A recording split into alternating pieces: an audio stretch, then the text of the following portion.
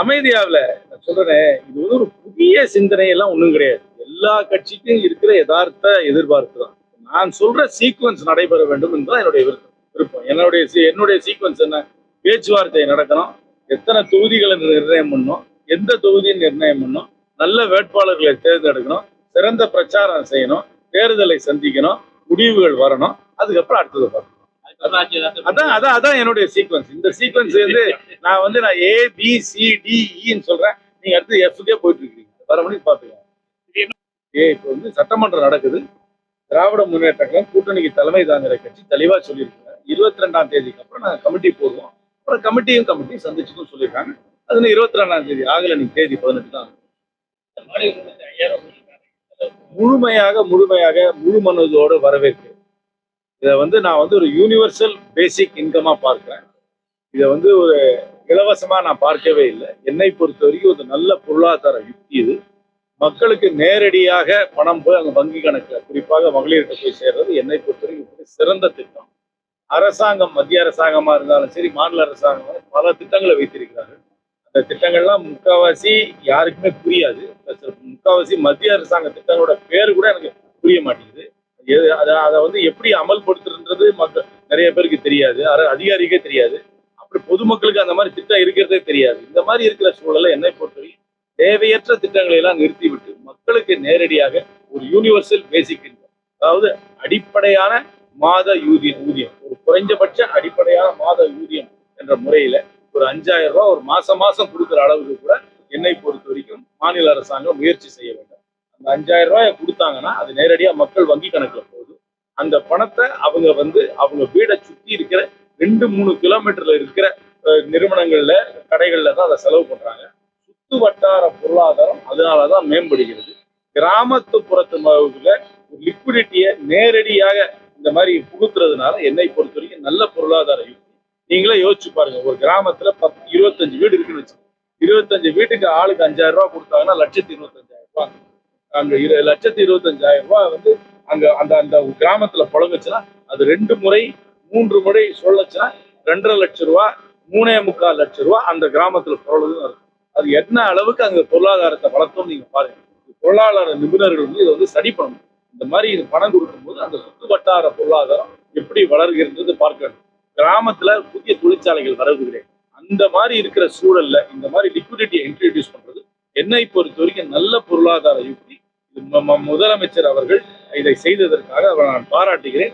வருங்காலத்துல இதை வந்து ஒரு பேசிக் யூனிவர்சல் இன்கமாக இருந்து 5000 ரூபாய் கொடுக்க முடியாட்டியும் ஒரு மாசம் 2,500 ரூபாயாவது என்னை பொறுத்த வரைக்கும் ஒரு மகளிருக்கும் மாதம் கொடுக்க வேண்டும் என்று கேட்டு திட்டங்களுக்கு குறைச்சிக்கலாம். தேவையில்லாத திட்டங்கள் நிறைய இருக்கு.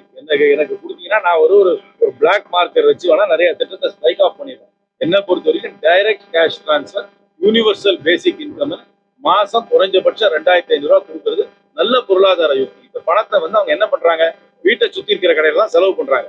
வீட்டை சுத்தி இருக்கிற கடையில செலவு பண்ணும் போது அந்த பொருளுக்கும் டாக்ஸ் இருக்குல்ல, அதுக்கு ஜிஎஸ்டி இருக்குல்ல, அது மீண்டும் அரசாங்கத்துக்கு தான் வருது. அதுல வந்து மத்திய சர்க்கார் கொஞ்சம் போகுது, மாநில சர்க்கார் கொஞ்சம் வருது, அது திருப்பி அரசாங்கத்துக்கு தான் வருது. அதனால இது ஒண்ணு எங்கேயும் காணாலாம் போல அந்த பணம். இதனால இது இந்த கடன் சுமைன்னு சொன்னாங்க, அது ஒரு குறியீடு. ஆனா மற்ற திட்டங்களை இருக்கிற செலவு பண்றதை குறைச்சிட்டு இதுல கூட்டி கொள்ள வேண்டும் என்பதுதான் என்னுடைய நான் மாசம் 2,500 கொடுக்கணும்னு சொல்றேன். சரி, அது கோடைக்கு 2,000 கொடுத்தாலும் நான் என்னை பொறுத்த வரைக்கும் ஒரு 2,500 நீங்க முடிஞ்ச அளவுக்கு அது கூட்டிக்கிட்டே போய் மாசம் 5,000 ரூபாய்க்கு கொடுக்குற அளவுக்கு கூட கொண்டு யூனிவர்சல் பேசிக் இன்கம் கொடுக்கலாம். 2,500 ரூபாய்க்கு கொடுத்துட்டு அதுக்கப்புறம் கோடை காலத்துக்கு ஒண்ணு, அப்புறம் மார்கழிக்கு ஒண்ணு, பொங்கலுக்கு ஒண்ணு, எந்த பேர்ல கொடுத்தாலும் எனக்கு ஒண்ணு அதை பத்தி எனக்கு ஆட்சேபம் கிடையாது. என்னை பொறுத்த வரைக்கும் மக்களுக்கு நேரடியாக அவங்க அக்கௌண்ட்ல பணம் போறதை நான் முழுமையாக வரவேற்கிறேன்.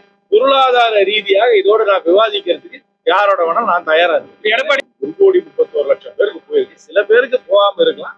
ஒரு லார்ஜ் கண்ட்ரி, ஒரு பெரிய ஒரு மாநிலம் அப்ளிகேஷன் தான் திருப்பி போடணும். இதெல்லாம் கம்ப்யூட்டரைஸ் பண்ணி இது பெனிஃபிஷரி லிஸ்ட் இருக்கு. 1,31,00,000 பேர் அக்கௌண்ட்டுக்கு போயிருச்சு. அது ஸ்டாட்டிஸ்டிக். சிலருக்கு வந்து எலிஜிபிளா இருந்து போகாம இருக்கலாம். அதை கரெக்ட் பண்ணிக்கலாம். நம்ம ஊர்ல வந்து இதுவே என்னை பொறுத்த வரைக்கும் பெரிய வெற்றி. இது வந்து பேங்க் அக்கௌண்ட்ல நேரடியா போடுறதுனால எந்த ஒரு லீக்கேஜ் எல்லாம் நேரடியா போயிருக்கு. சிலருக்கு நம்ம சிஸ்டத்துல சில இதுல கொஞ்சம் குளறுபாடு இருந்திருக்கா, சில சின்ன ரொம்ப ஸ்மால் பர்சன்டேஜா இருக்கும். அதை போக போக சரி பண்ணிக்கலாம். இது மட்டுமே மையமாக வைத்து வாக்களிப்பார்கள் சொல்ல தெரியாது. ஆனா இது நல்ல பொருளாதார யுக்தி. இது மக்களிடம் நல்ல வரவேற்பு இருக்கிறது. அந்த வரவேற்பை ஆதரவாக மாறி வாக்குகளாக மாறி வெற்றியாகவும் மாறுறதுக்கு வாய்ப்பு இருக்கு. 3.5 முனை தான் நான் வச்சிருக்கேன். 4 முனை எப்படி சொல்றது? ரெண்டு அணி, ஒண்ணு புதிதாக உருவாக்கி இருக்கிற அணி, ஒரு அணி எப்பவுமே தனியா நிக்கிற என்டிகே அணி. அதனால இது கணக்கு போடும்போது 4ஆ கணக்கு போடணுமா இல்ல 3ஆ கணக்கு போடணும், 3.5 கணக்கு போடணுமான்னு பாத்துக்கலாம். ஆனா இந்தியா கூட்டணி ஒற்றுமையாக இருந்தால் முழுமையான வெற்றி கண்டிப்பாக வரும் என்று முழுமையாக தேர்தலை சந்திப்போம். முழுமையான வெற்றி வரும்.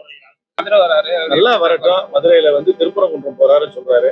திருப்பரங்குன்றம்னா 6 படை வீரருக்கும் ஒரு நாள் போக வேண்டும் என்று வேண்டிக் செய்திகளை உடனுக்குடன் தெரிந்து கொள்ள கீழ்கண்ட கேபிள் மற்றும் டிடிஎச் நெட்வொர்க்குகளில் எம்நாடு செய்தி தொலைக்காட்சியை காணுங்கள். பாதகம் செய்பவரை கண்டால் நாம் பயம் கொள்ளலாகாது பாப்பா. மோதி மிதித்து விடு பாப்பா, அவர் முகத்தில் உமிழ்ந்து விடு பாப்பா. அண்மை செய்திகளை உடனுக்குடன் தெரிந்து கொள்ள இணைந்திருங்கள் எம்நாடு தொலைக்காட்சியுடன்.